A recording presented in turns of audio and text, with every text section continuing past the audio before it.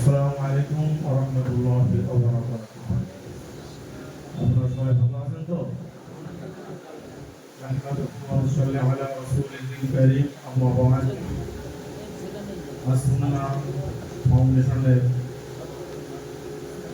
ডাকে আজকে আয়োজিত যে আলোচনা সভা, সেখানে যারা উপস্থিত হয়েছেন, বিশেষ করে মঞ্চে উপবিষ্ট আমার একান্ত বন্ধুবর হযরত মাওলানা সাইফুদ্দিন নদভী সাহেব এবং যিনি সঞ্চালনা করছেন হযরত মাওলানা আব্দুল কাইয়ুম কাসিমি সাহেব এবং তার যে সমস্ত সহযোদ্ধারা আছেন, সেই সাথে এলাকার যে সমস্ত আমার যুবক ভাইয়েরা, আমরা সর্বাগ্রে সেই মহিয়ান গরিয়ান সর্বশক্তিমান মহান আল্লাহ তাআলা রব্বুল আলামিনের দরবারে জানাই লাখো কোটি হামদ সুজুদ ও প্রশংসা, যিনি একান্ত অনুগ্রহ করে আজকের এই সুন্দর মনোজ্ঞ অনুষ্ঠানে আমাদেরকে একত্রিত করেছেন এবং সেই সুবাদে অত্যন্ত গুরুত্বপূর্ণ একটা বিষয়কে সামনে রেখে আমাদের কিছু আলোচনা করার এবং মত বিনিময় করার সুযোগ দিয়েছেন। সেজন্য সেই মহান প্রভুর দরবারে সকৃতজ্ঞ প্রশংসা জ্ঞাপন করি, সকলে বলি আলহামদুলিল্লাহ। তারপরে জানাই বিশ্বনবী মুহাম্মদ রাসূলুল্লাহ সাল্লাল্লাহু আলাইহি ওয়াসাল্লামের রওজা মুবারক অসংখ্য দরুদ ও সালাম, সকলে বলি সাল্লাল্লাহু আলাইহি ওয়াসাল্লাম।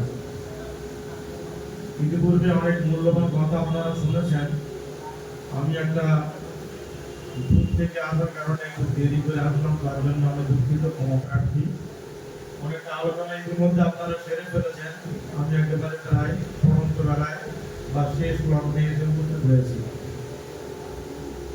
অত্যন্ত ভালো লাগছে যে একটা শুভ উদ্যোগ এবং অত্যন্ত সমাজের গুরুত্বপূর্ণ একটা বিষয়কে সামনে রেখেই আজকের আলোচনা সভা। আমি দু একটি কথা বলেই আমার বক্তব্য ইতি টানব। কথা হলো, মূল কাজ আমাদের মূল তিনটে। ইসলামকে কেন্দ্র করে যদি আমরা ভাবি, তাহলে আমাদের মূল কাজ তিনটে। একটা কাজ হচ্ছে ইসলামাতে দ্বীন, আর একটা কাজ হচ্ছে হেফাজতে দ্বীন, আর একটা কাজ হচ্ছে খিদমতে খালক। ইসলামাতে দ্বীনটা কি? দ্বীনের প্রচার প্রসার। এটা একদিক দিয়ে আমাদের যেমন চালিয়ে যেতে হবে, পৃথিবীতে যত আম্বিয়া কেরাম এসেছিলেন এবং তাদের যত নায়েব ওলামায়ে কেরাম বিভিন্ন ভাবে ইসলামকে প্রচার প্রসার করার জন্য কেউ কলম ধরেছেন, কেউ মাইক ধরেছেন, কেউ শিক্ষা প্রতিষ্ঠান করেছেন, কেউ সংগঠন করেছেন।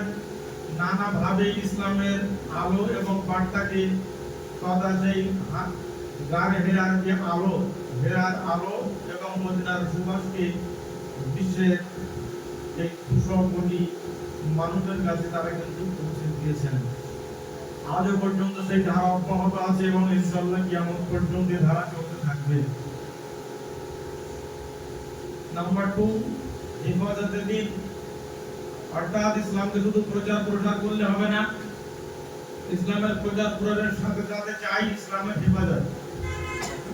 দ্বীন যদি আমার ভিতরে হেফাজত না থাকে, আমার এই যে আপাদমস্তক এর ভিতরে যদি দ্বীন যদি প্রতিষ্ঠিত না হয়, আমার ঘরে, আমার পরিবারে, আমার সমাজে, তাহলে কিন্তু শুধু প্রচার প্রসার করলেই হবে না। ওটাকে আমার ভিতরে আনতে হবে, ইসলামের হেফাজত করতে হবে এবং তার জন্য শুধুমাত্র চেঁচামেচি করলে হবে না। আমরা যারা এখানে এসেছি, আমরা একদিক দিয়ে যেমন ইসলামের প্রচার প্রসারে সহায়ক হব, তেমনি ইসলামকে আমার নিজের জীবনে প্রতিষ্ঠিত করব, হেফাজত করব। আমার সর্বপ্রথম বডিতে, আমার শরীরে হেফাজত করব, দেহে, মনে এবং আমার পরিবারে, আমার সমাজে, সব জায়গাতে ইসলামের হেফাজত হবে।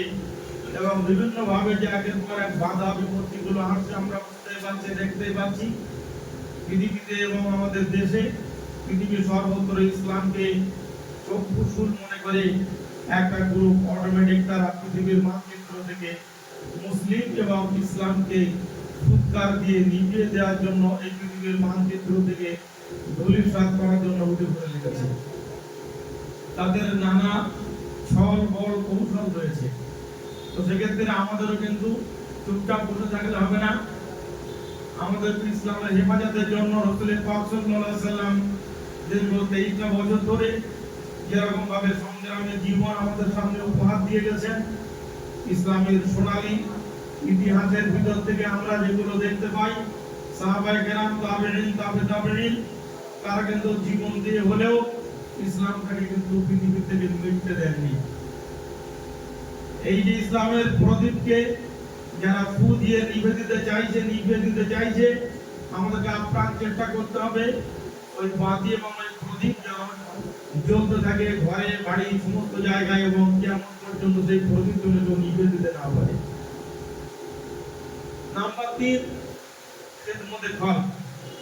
আজকের আলোচ্য বিষয় যেটা আমার মনে হয়েছে সেটা এই 3 নম্বর পয়েন্টের সঙ্গে অত্যন্ত গুরুত্বপূর্ণ। খিদমতে খালক জিনিসটা কি? এটা হচ্ছে সৃষ্টির সেবা তথা মানব সেবা।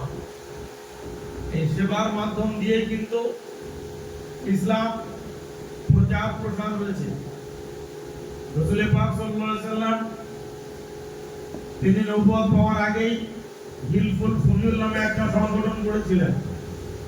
তার কাজ ছিল সমাজের আর্তভীত মানুষদেরকে সেবা দেওয়া। শুধু তাই নয়, ইসলামের একটা মৌলিক বিধান এই মানব সেবা, সমাজ সেবা। আমরা যদি কোরআনে কারিমের দিকে লক্ষ্য করি তাহলে দেখব মহান আল্লাহ তাআলা অসংখ্য জায়গায় বলেছেন, ওয়ানফিকু মিম্মা রাযাকনাকুম, আমি তোমাদেরকে যা কিছু দিয়েছি অর্থ সম্পদ এবং জীবন উপকরণের থেকে আমার রাস্তায় তোমরা কিছু ব্যয় করো, কিছু দান করো। তো সমাজের মানুষ যাতে প্রত্যেকে মাথা উঁচু করে দাঁড়াতে পারে তার জন্য ইসলাম অর্থনৈতিক দিকটাকেও গুরুত্ব দিয়েছে, অবহেলা চোখে দেখেনি। যেমন একদিক দিয়ে আমাদের ইবাদত বন্দেগী করতে হবে, নামাজ, রোজা, হজ, যাকাত রয়েছে, তেমনি সাথে সাথে আরেকটা দিকে আমাদের রয়েছে সমাজের নিপীড়িত, অসহায়, দুস্থ, গরিব, এতিম, অসহায় মানুষদের দিকে লক্ষ্য রাখার কথা বলা হয়েছে। ফাআম্মাল ইয়াতীমা ফালা তাকহার ওয়া আম্মাস সাইলা ফালা তানহার। এটা আমরা ইমাম সাহেবদের কাছ থেকে অহরহ শুনি, ইমাম সাহেবরা পড়েন যে এদিনকে ধমক দিও না, এবং তোমার কাছে যদি কোনো ভিক্ষুক আসে তাকে তুমি তাড়িয়ে দিও না। তাহলে যার যেমন সাধ্য সেই সামর্থ্য অনুযায়ী আমরা আমাদের অর্থ, আমাদের মেধা, আমাদের সম্পদ দিয়ে সমাজের এই সমস্ত দুস্থ, অসহায় মানুষদের পাশে দাঁড়াবো। এটা ইসলামের একটা মৌলিক নির্দেশনা।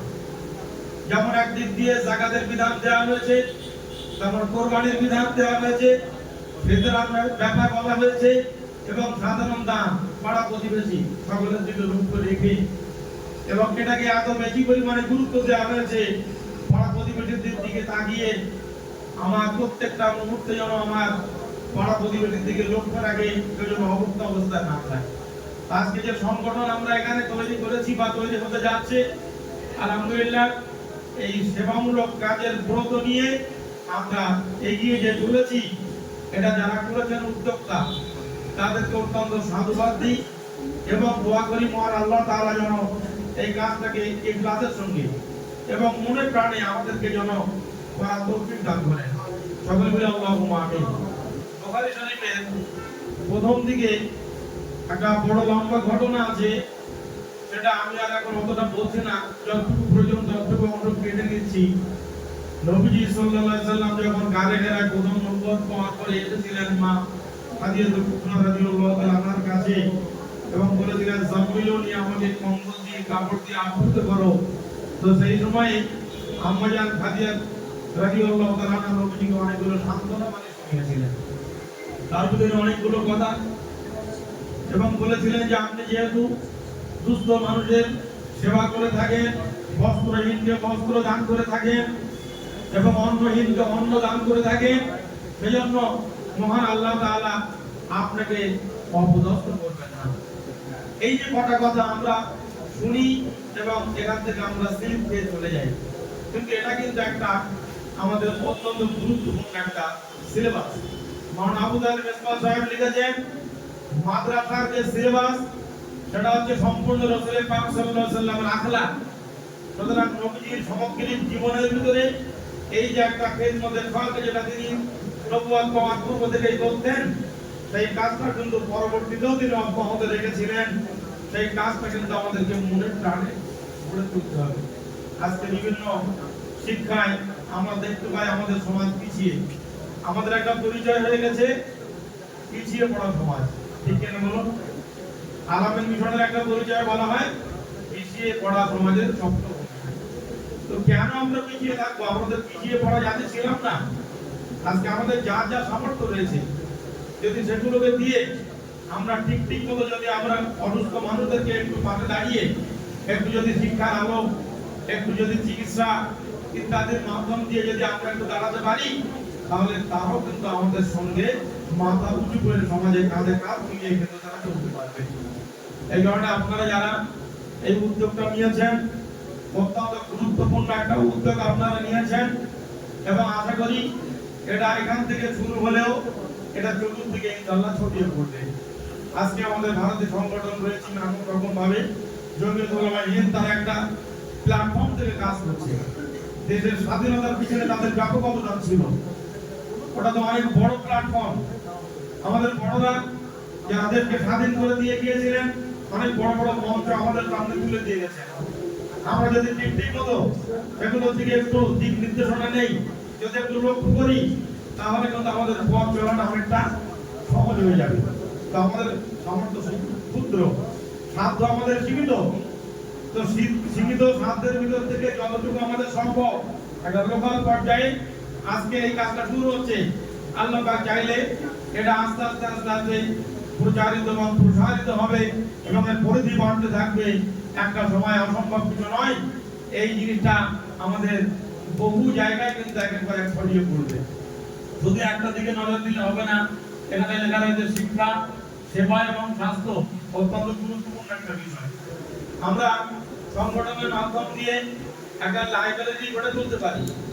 আজকে এই যে এখন বর্তমানে চলছে মোবাইলের যুগ, এখানে পড়াশোনার থেকে আমাদের ছেলে মেয়েরা অধিকাংশ মুখ ফিরিয়ে দিচ্ছে। তাহলে বইমুখী করতে হবে আমাদেরকে, পড়াশোনার কিন্তু মূল জায়গায় আমাদেরকে ফিরতে হবে। মোবাইল আপনি যতই ঘাটেন না কেন, আপনার বই পড়ার ভিতরে যে একটা তৃপ্তি, বই পড়ে যে একটা জ্ঞান অর্জন, সেটা যতক্ষণ না পর্যন্ত আপনার হচ্ছে ততক্ষণ পর্যন্ত কিন্তু মাথা উঁচু করে আমরা দাঁড়াতে পারবো না।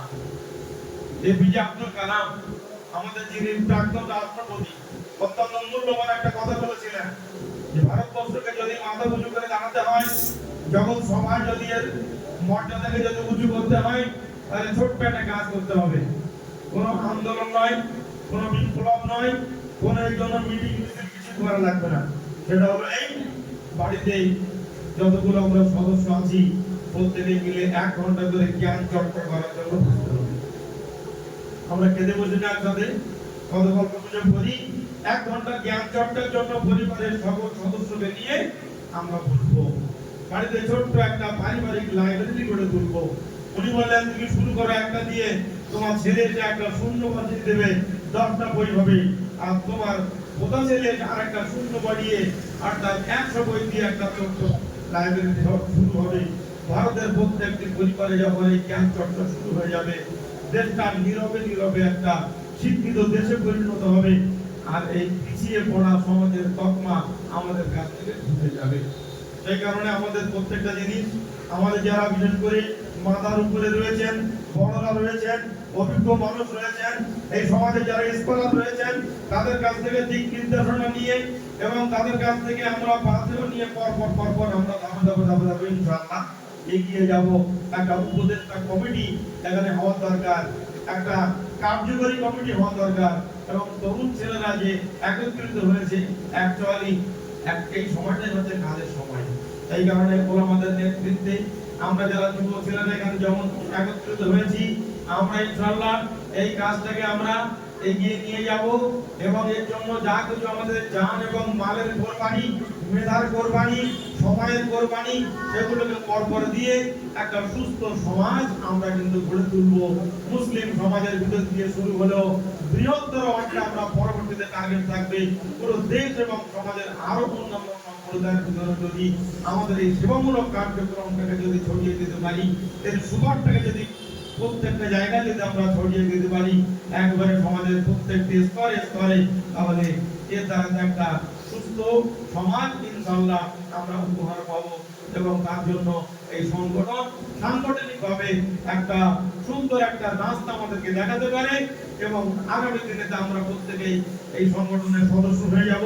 যে যেভাবে পারবো আমরা অল্প পারি বেশি পারি সদস্য হয়ে অপরকে বলে যেভাবেই হোক এই সংগঠনকে আমরা মজবুত করার চেষ্টা করব। সেটা একটা কথা বলি, আমার কথা শেষ করছি। একটা হচ্ছে ছাতা, একটা হচ্ছে মাথা। হযরত মাওলানা মঞ্জুর আলম কাসেমী সাহেব দাওয়াত বরকতম এই উদাহরণটা প্রায় দেন। মাথা ঠান্ডা করে যদি কাজ করতে হয় তাহলে একটা ছাতা দরকার, ঠিক কিনা বলুন? যদি আমাদের মাথার উপরে যদি এই ছাদটা না থাকতো, এই ছাতাটা না থাকতো, তাহলে আমরা কি রৌদ্রে এখানে সুষ্ঠুভাবে বসে দুটো কথা আলোচনা করতে পারতাম? সংগঠনটা হচ্ছে একটা ছাতা, সংগঠন হচ্ছে একটা ছাতা। আর সুন্নাহ ওয়েলফেয়ার ট্রাস্ট এটা হচ্ছে আমাদের সকলের একটা ছাতা। এই ছাতার নিচে এই ছত্র ছায় আমরা ঠান্ডা মাথায় বসে আমরা ডিসিশন নেব, মস্তিষ্কটাকে ঠান্ডা রেখে সমস্ত কাজগুলো করবো ইনশাআল্লাহ। তাহলে কিন্তু আমাদের কাজ সুষ্ঠুভাবে হবে। ছাতার বাইরে আমরা কেউ থাকবো না। ছাতার ভিতরেই থেকে যদি আমরা মাথার কাজটা করি তাহলে ঠান্ডা মাথায় আমরা কিন্তু সুষ্ঠুভাবে সমস্ত কাজগুলো করতে পারবো। আমাদের উপরে আরো বড় বড় ছাতা রয়েছে, জমিয়তুল হিন্দ রয়েছে, আরো অন্যান্য সংগঠন রয়েছে, তারা তাদের আপন গতিতে কাজ করে যাচ্ছে। কিন্তু আমরা আমাদের মতো করে আমাদের সাধ্য অনুযায়ী ইনশাআল্লাহ আমরা কাজ করতে থাকবো। মহান আল্লাহ তাআলা এতক্ষণ ধরে আমাদের যা কিছু বলিয়েছেন, শুনিয়েছেন, ভাবিয়েছেন, বুঝিয়েছেন, তার উপরে আমাদের সকলকে ইখলাসের সঙ্গে আমল করার তৌফিক দান করুন। এর যে সমস্ত অভাব অনটনগুলো রয়েছে সেগুলোকে পূরণ করে এটাকে আরো বৃহত্তর জায়গায় নিয়ে ইসলামের মাথাকে সর্বসমক্ষে উঁচু করে আমাদেরকে চলার তৌফিক দান করুন। একে আল্লাহ পাক কবুল করে নিন। সকলে আল্লাহুম্মা আমিন। এই কথা বলে আমার সংক্ষিপ্ত কথা এখানেই শেষ করছি। আসসালামু আলাইকুম ওয়া রাহমাতুল্লাহি ওয়া বারাকাতুহু।